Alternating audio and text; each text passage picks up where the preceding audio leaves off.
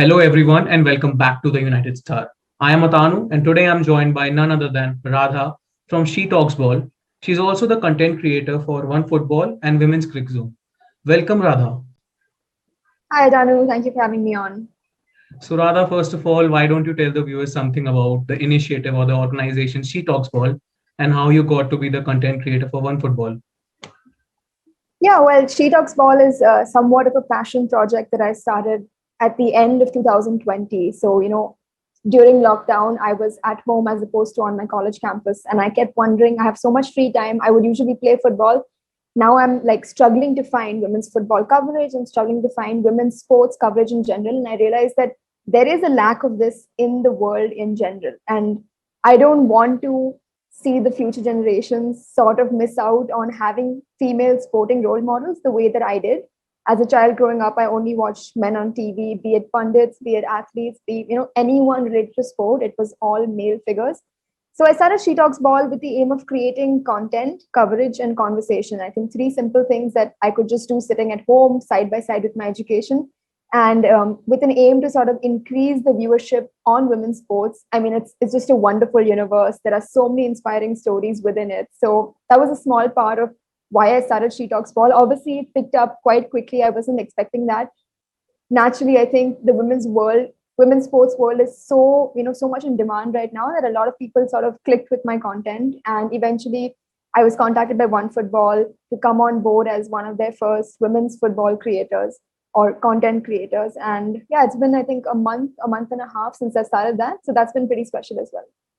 That's fantastic, Radha. And I think the three C's are actually, the perfect way to for a YouTuber to, create content. And it's wonderful whatever you have been doing. I see videos every day about NWSL, and Yeah. for a person like me who's just introduced to women's football in the last year, I think there's a lot to learn. And the channels like She Talks Ball actually help people who want to be introduced to women's football. So that's a wonderful job you've been doing, Radha. Thanks a lot. That was really the aim with this as well. And one reason why we're doing NWSL coverage is because it's all the way over in America. Not a lot of people stay up to watch it, but maybe getting a 5 minute summary of the weekend or of what the games were like gets people involved and gets people backing a team. And then that's why we started that as well. Yeah, I see Romil and Radha. The Yeah. hashtag is just fantastic. So, Radha, moving on to Emma Hayes. Like I said, I was new to women's football in the last season. Just Mhm. started watching in October or November 2020, and just watched the first game between Manchester United and West Ham, in which Tobin Mhm. Heath and Kristen Press scored their first goals for the club. So, being new to being new to women's football, and especially to FAWSL, I thought of some managers as being as extraordinary.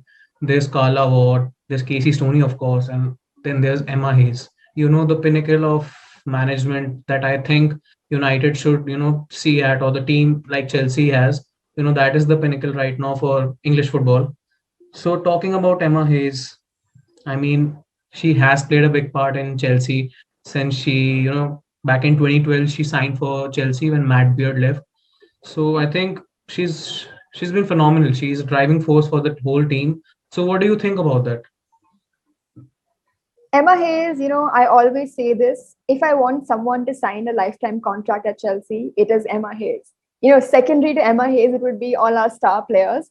But Emma Hayes has been that pivot that everything revolves around. Players want to sign extension contracts to play under a manager like Emma Hayes. The owner, Roman, has faith in this Chelsea women's side and wants to invest in this side because of the manager that Emma Hayes is.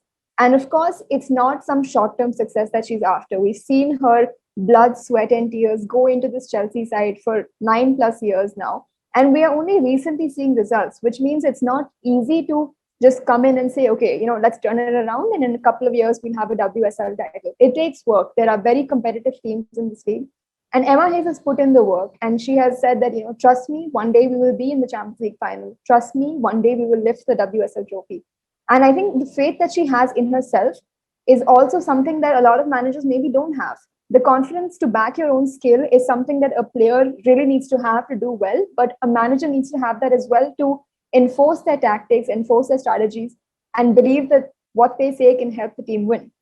So I think Emma Hayes as a whole, as a person, as a football brain, is a big asset to Chelsea and a big reason why the players are so comfortable in this Chelsea environment, why best of the best in the world want to sign for Chelsea. When they look at England, they say, Emma Hayes, Chelsea, I want to go there. And I think it's this entire system of having a great manager, having great players, and building that like atmosphere so well that Chelsea becomes a successful team. And they've won the domestic double, they made it to the Champions League final, they're on for a treble.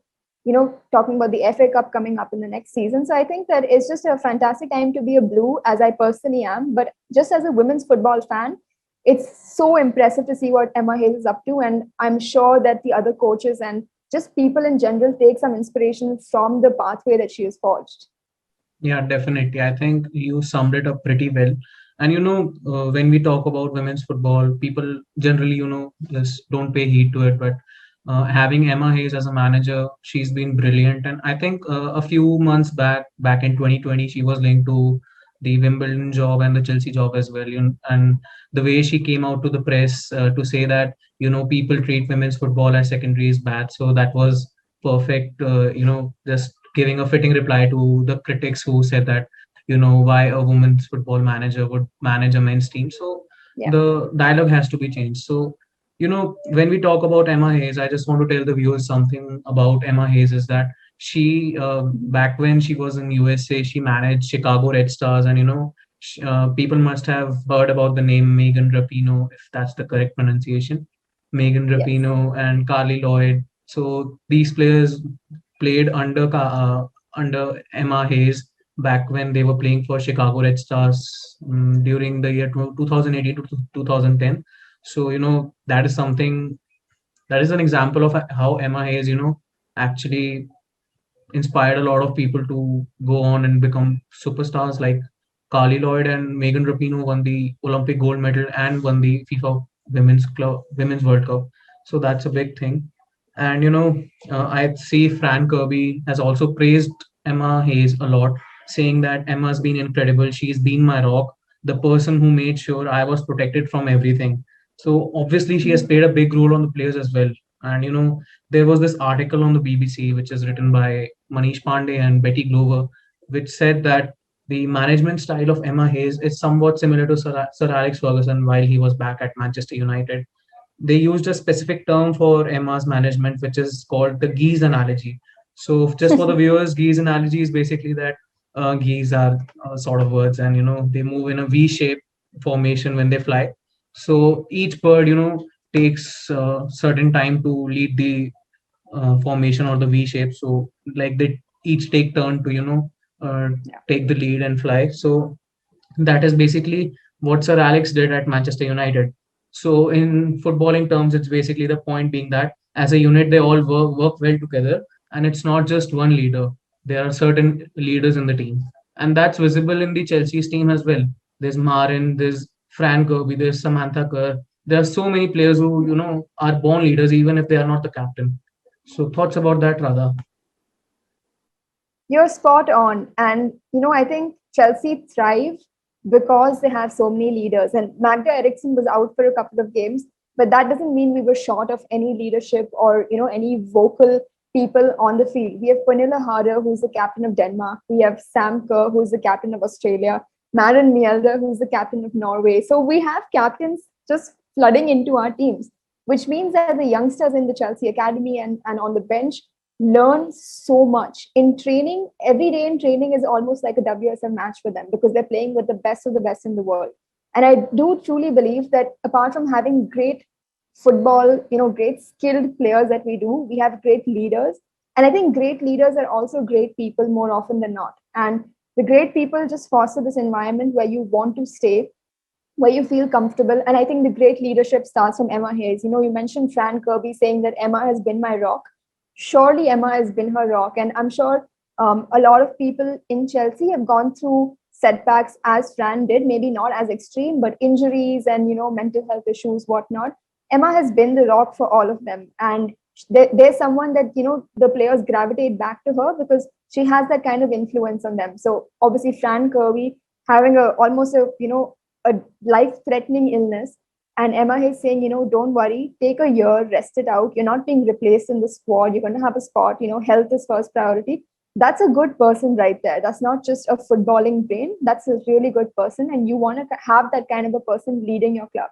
So I think it's only natural that such a great leader as Emma fosters a team of great leaders. And a team of great leaders, surely might even butt heads at certain times. But Emma Hayes has kind of with through the geese analogy said that you have certain roles to lead in the defensive department, you have certain roles to lead in this kind of a department, or you've played in a World Cup, tell us what the biggest stage is like, or you've played here, you can share your experience. And I think with that collective knowledge, this team really succeeds.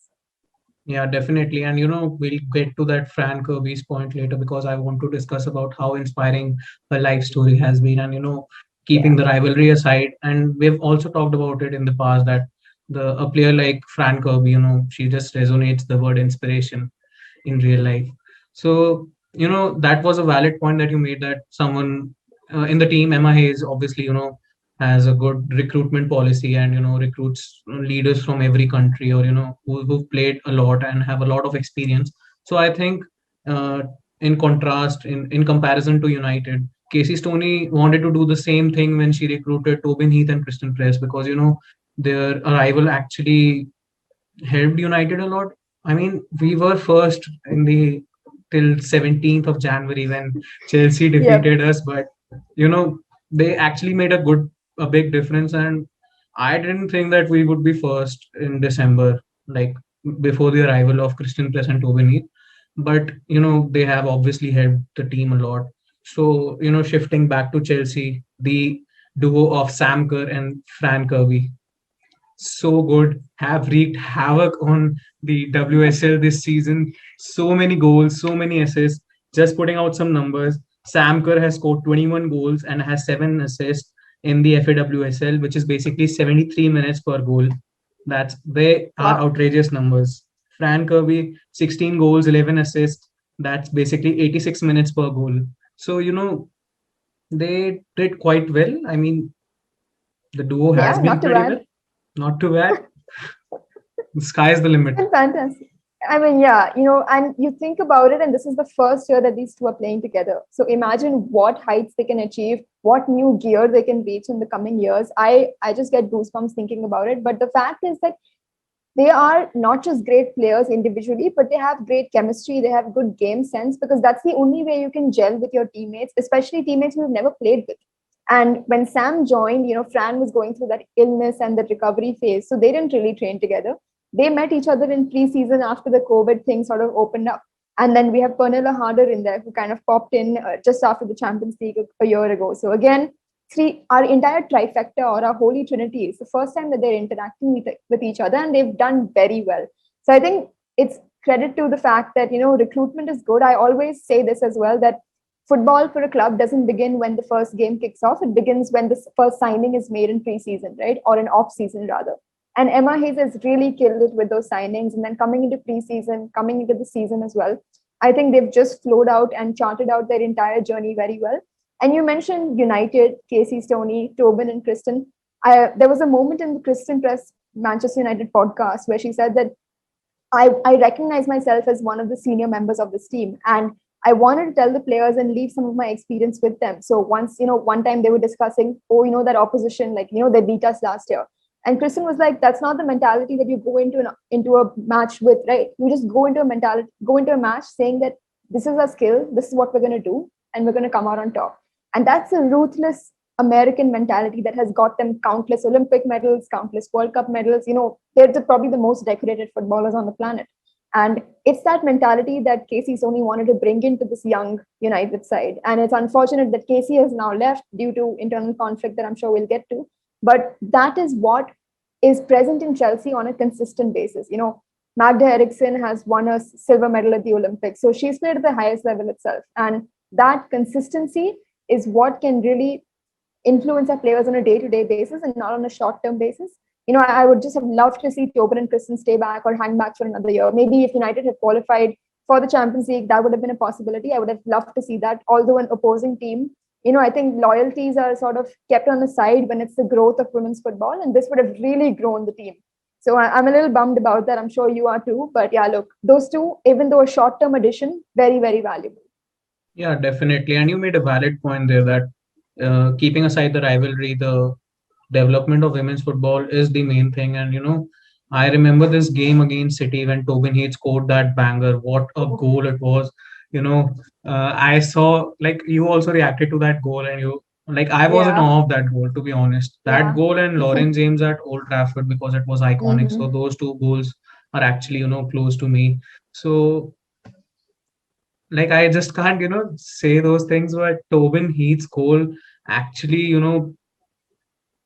I mean, came together and just all the fan clubs and all the supporters club actually posted the video of that goal. Even those clubs though that don't post women's content, so that was something Yeah, beautiful to see that people are actually recognizing the women's football, even if that was one odd game. But after that game, people started watching women's football a bit more, and that made me so happy that people are actually watching women's football. So that was a good thing. So rather moving on to Fran Kirby, I know that you have a jersey of Fran Kirby with you. So Fran Kirby, the name resonates inspiration. Like I said, resonates that fighting spirit.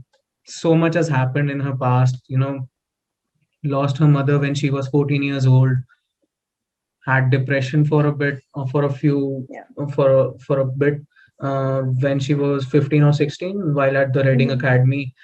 You know, try to anchor herself in the present, but it's always difficult when a child loses their parent. And initially people might say move on, get over it, but the grief, sooner or later the grief actually catches up to you. And I think that was the same case with Fran Kirby. Like sooner or later the grief caught up to her, Yeah, but she made a good comeback, I think. After that, she signed for Chelsea and did quite well. And just last year, not last year, in 2019, she was diagnosed with a heart disease, which is called pericarditis. I don't know if that's the correct pronunciation, but in late yeah. 2019, she was diagnosed with a heart disease. And I remember it was the dates clashed with the signing of Samantha Kerr, and that made Fran Kirby a bit insecure because the Yeah, media will twist words, will twist absolutely. the situation, and they don't actually know the ground reality. Because I think Emma Hayes and Fran Kirby decided that the squad won't be introduced that Kirby has had a heart disease. So Hmm. I remember it was November 2019, and media started reporting, she's not committed because she's not in training, or Chelsea are signing Samantha Kerr just to replace Fran Kirby. So that was, you know, that makes a player insecure. So thoughts about that, rather? Yeah, firstly, it's really, really disheartening that Fran Kirby got that illness. I mean, a pro athlete at the top of their game, putting their body on the line always, and she was hitting her peak, and it was really, really unfortunate that that happened. Having happened, I mean, it happened so suddenly. Suddenly, plans had to be changed. Emma Hayes suddenly had to tell the Chelsea team that, Fran isn't going to show up for a while. And initially, it was a case of she has a virus, she has a flu. And Fran at home, her housemates, Marin and Beth, knew her illness, but she was very miserable. She couldn't get out of bed. She said in one of her interviews, she said that I felt like I had played 120 minutes of football every single day. That's how exhausted she was, and she was just sleeping all the time. She wouldn't like to talk to people too much, and it was a dark phase for her. On the other hand, anytime she opens social media, it's always a case of star Australian signing coming in as a star striker for Chelsea. Fran Kirby disappears, whatever, XYZ. We know how media can make it all clickbaity and really attack players when they want to. So everything combined, it was a very, very rough and dark sort of a stretch of months for Fran. And I'm only saying this from what I've read and what I've heard. I cannot imagine the first-hand experience that she went through, of course, with the medication and just general chest pain that she had every day. I think you only in those moments you realize that your teammates are more than just people on a football field. They are great people, they're great friends to you. And the way that the teammates came around Fran, of course, her housemates took care of her for stretch of 8-9 months. And Fran Kirby coming back, this is her first season back after that pericarditis. I do not understand how a player can get better at football by not playing football for 8 months. I mean, that just shows you what kind of effort and hard work she put alone at home, training up and down in her garden, be it doing just juggling the ball or whatever it was. But starting from zero, starting from not being able to walk up her staircase to 16 goals, 11 assists, player of the season, football writers, player of the season, players, player of the season, everything. It is just her, she probably needs a new cabinet just because of the amount of trophies she has.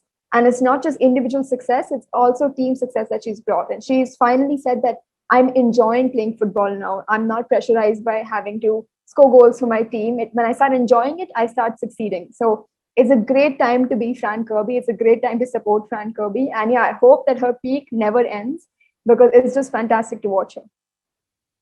Like if after Emma Hayes signs a lifetime contract, I think you would want Fran Kirby to sign one as well. Yes, correct. Yeah. So, I mean, there's this quote from Rocky movie that it ain't about how hard you hit, but it's about how hard you can get hit and keep moving forward.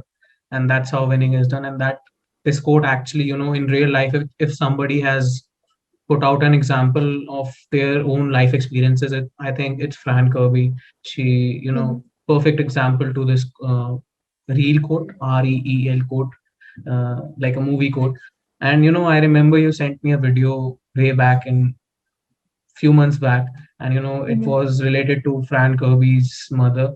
And this Yeah. there was this thing that she said towards the end, that there's only one person who I want to pick up the phone to call, and I can't do that. So Yeah.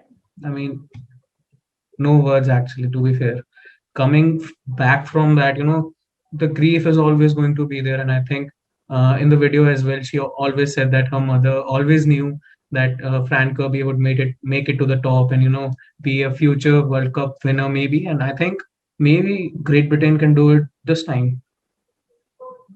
Yeah, they have a great squad. I think individually, England and Great Britain, mixing the Scots in as well, I think have always had a great squad. And it's just been a lack of finishing touches when it comes to the semi-finals. I think the last three major tournaments for England, they've been out in the semis.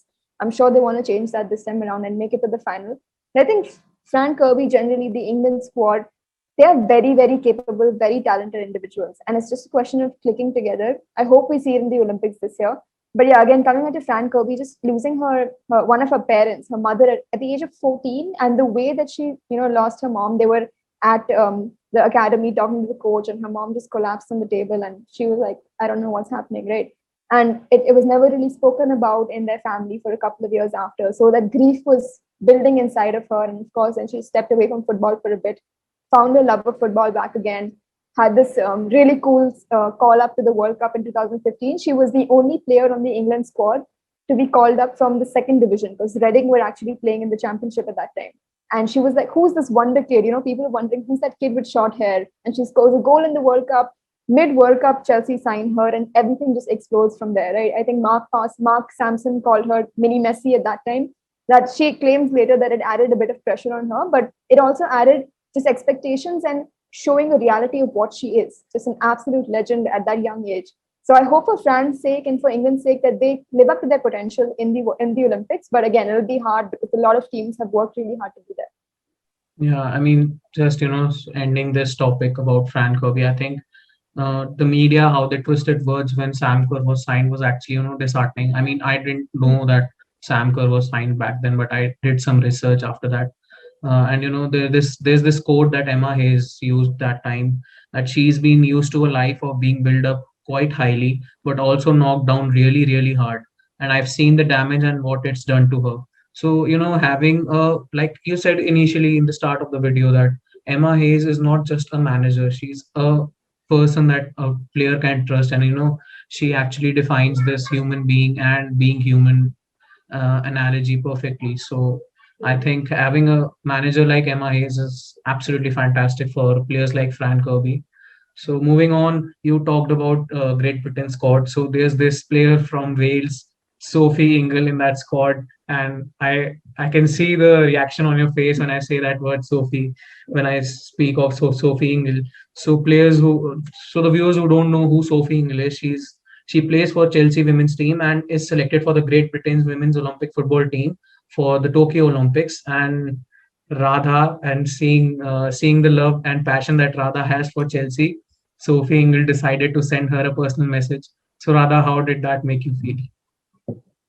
Yeah, just before I tell you that, I was mentioning the number of captains on Chelsea's team, and captain of Wales, Sophie Ingle, right there in our midfield. Ji Soyeon, captain of South Korea. I think, the list goes on. It's quite incredible. Coming back to that video, yeah, it was really special. I was sort of in contact with some people to record a little fan story of how I got involved with Chelsea. And suddenly they said, here's open your phone and download this video, but don't open it yet. I was like, okay, I suspected that it would be some sort of surprise, but I thought I didn't expect Sophie Ingle to be saying my name and saying, thank you for supporting us, XYZ. But it was incredible. It made me feel so special. I know in the recording, I'm a little bit like muted and subtle, but when that recording ended, I screamed and I ran to my parents. I'm like, you know who Sophie Ingle is? They're like, no. Then I explained who Sophie Ingle was and everything about Chelsea. And I said, watch this video. And yeah, it was pretty special, something that I'll always remember. And yeah, a lot of people have asked me this and messaged me about it as well. From one of your icons, your idols, getting a little bit of acknowledgement goes a long way.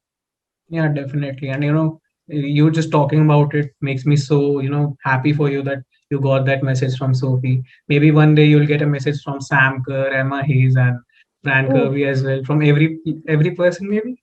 So, that'll be cool. moving on, I want to talk about Casey Stoney and how she was let down by our owners, the Glazers, back in Hmm. 2018. Like, if you don't know, back in 2018, when the team was formed, they promised Casey that the Cliff training ground, which was used by the men's team way back in 1990s, would actually be developed and, renovated for the women's team to train there.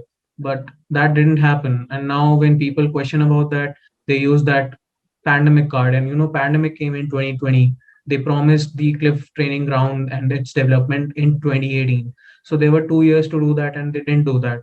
And you must have heard how the players were treated when they moved to Carrington due to the pandemic. Like, there were no showers available. There was a 10-minute walk to the toilets, Yeah. and their gym was in a tented facility. So as a fan, that makes you angry. And if it's like they think of the women's team as an afterthought after the men's team, and it's like just talking about it makes me so angry. So rather, do you think Casey Stoney was treated right by the owners, or what? I think it's very evident that she wasn't, right? And I think it's not just her individually, but it's the entire team that she runs. And the promise was made for the team and not just for her. So the entire unit that is led by Casey Stoney was not treated, up to their expectations, up to what they deserve, up to what was promised pretty explicitly, as you mentioned. And it's just a shame. It's frustrating as a rival fan, as just, I may not even follow football, but just to hear something happen like this in any sport, like I don't follow baseball, but to hear something like this happen in baseball would make me really mad. So for something like this to happen in women's football, which I follow very closely, we expect women's football to grow year after year. We expect things to get better, especially when promises are made, when momentum is built from World Cups, it's built from Champions League finals. You expect that to continue. And such Manchester United is a club with such a rich history in the men's side. I'm sure you know it. Everyone listening to this video on the United Star, which is all about Manchester United, knows about the history of the men. Firstly, it's shocking that the women's team only sprung up in 2018. Secondly, it's shocking that with the kind of reputation that Manchester United has, I would have expected that they want to maintain their women's team to that highest level as well. They signed Casey Stoney, excellent player, former player, excellent footballing brain. I was like, okay, this is going places. They've got a good leader straight up. It's not someone who's going to use this as a stepping stone. It's not a Phil Neville or anything.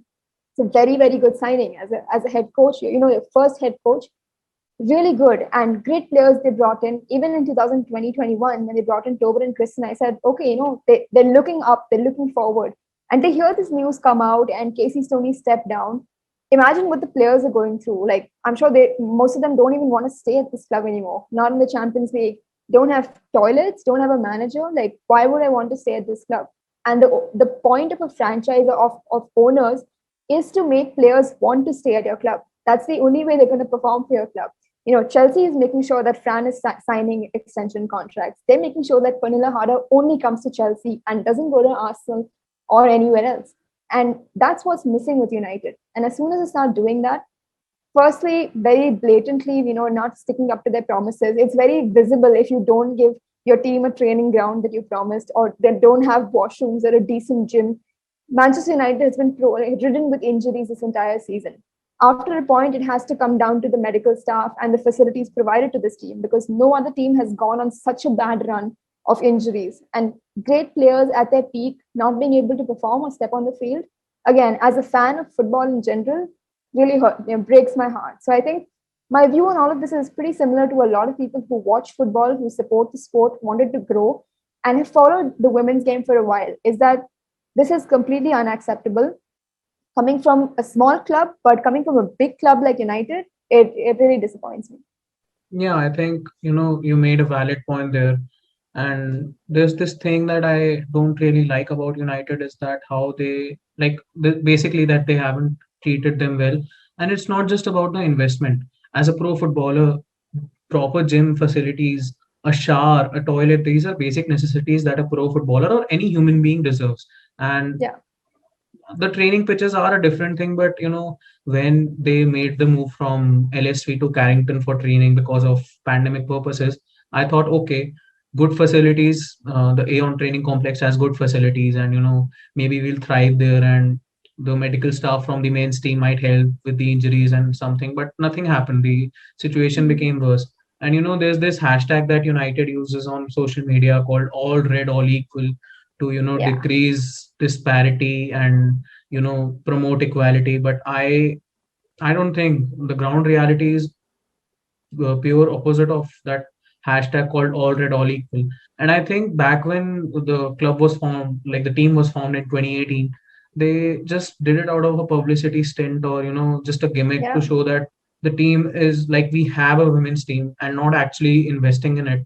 So as you rightly said, that at the end of the day, keeping the rivalry aside, just by the women's football perspective, I think it's heartbreaking to see such a good team with such a good manager fail towards the end of the season. So rather, I remember that you wanted to talk about women's football in general and how we can, just promote it and why people need to promote it. And I think I'll just, talk about a situation way back when United signed this player called Amad Diallo for the men's team. And, when he started playing for the academy, many people who haven't watched under 18s or under 23s came up to me and told me that, just give us the links, is there any streaming link, illegal link? So I said, if you can watch an under 23s or an under 18s game, then why can't you watch a women's football game which is available to you free of cost on the FA Player app?